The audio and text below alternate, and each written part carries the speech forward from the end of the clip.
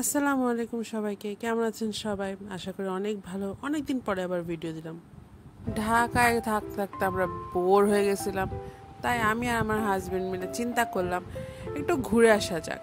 এই চিন্তা করে আমরা আরামবাগে গিয়ে সৌদিয়াতে 2টা টিকিট কেটে ফেললাম।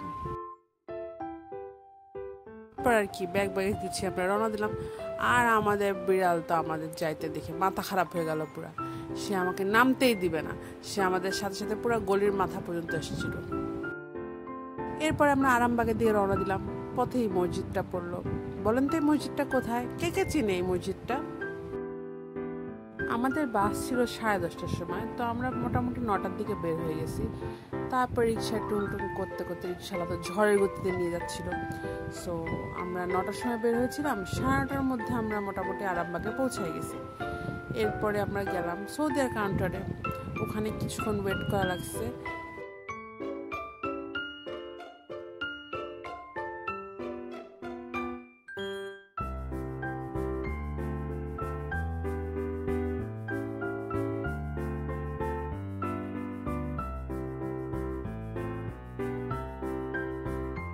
এই যে এবার আমরা বাসে একদম কাছাকাছি চলে আসছি, যে আমাদের বাস দেখা যাচ্ছে।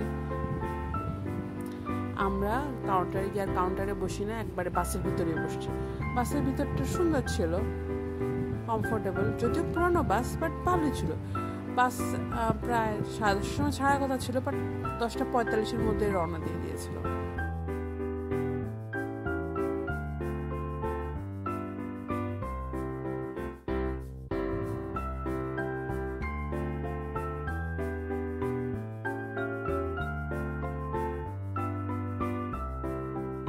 আর যখন প্রায় 1:30 তখন বাস গিয়ে থামলো কুমিল্লার সৌদিয়ার নিজস্ব রেস্টুরেন্ট টাইম স্কোয়ারে।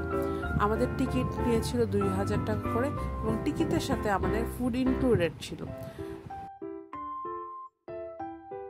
রেস্টুরেন্টটা বেশ ভালোই পরিষ্কার পরিচ্ছন্ন ছিল, বাথরুম টাথরুমও যথেষ্ট পরিচ্ছন্ন ছিল। আর আমাদের খাবারের মধ্যে 2 রকমের অপশন দিয়েছিল। একটা ছিল চাইনিজ প্ল্যাটার, তার মধ্যে ছিল ফ্রাইড রাইস, ভেজিটেবলস, চিকেন, আর আরেকটা ছিল তেহারি। তেহারির মধ্যে ছিল তেহারি আর একটা করে ডিম, আর সাথে পানি ছিল।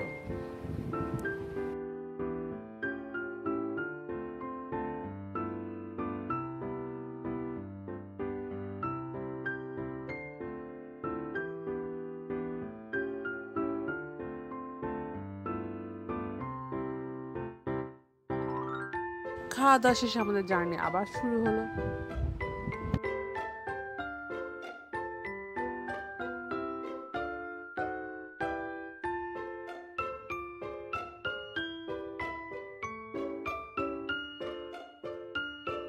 ড্রাইভার সাহেব বেশ সুন্দরভাবে গাড়িটা রান করছিল, সো আমরা আরামসে ঘুমাইছি। আর বাসটা একটু পুরানো হলেও সিটগুলো খুবই কমফোর্টেবল ছিল। সারা মোটামুটি আরামে ঘুমালাম। প্রায় সকাল 7:30টার দিকে বাসটা চট্টগ্রাম ছাড়ায় আবার একটা রেস্টুরেন্টে একটু থামলো ওয়াশরুমে যাওয়ার জন্য।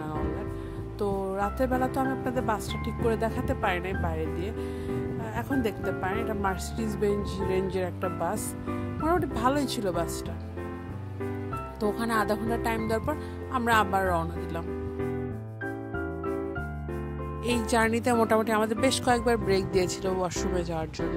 যেমন কুমিল্লা একবার ব্রেক দিয়েছিল, চিটাগাং একবার ব্রেক দিয়েছিল, এবার সকালে একবার ব্রেক দিল। ভালোই ব্রেক দিয়েছে। আর ড্রাইভার সাহেব বেশ সুন্দরভাবে গাড়ি চালিয়েছে, ঝাঁকি কম, এবং সিটগুলো বেশ কমফোর্টেবল ছিল। ভালোই, জার্নিটা খুব খারাপ হয়নি, ভালো হয়েছে। আচ্ছা, এতক্ষণে কি আপনার গ্রেস করতে পারেননি যে আমরা কোথায় যাচ্ছি? বলেন তো কোথায় যাচ্ছি? আগে এই জায়গাটা আসলে একটা সুন্দর ভিউ দেখা যেত, যে ভিউটা এখন মিসিং।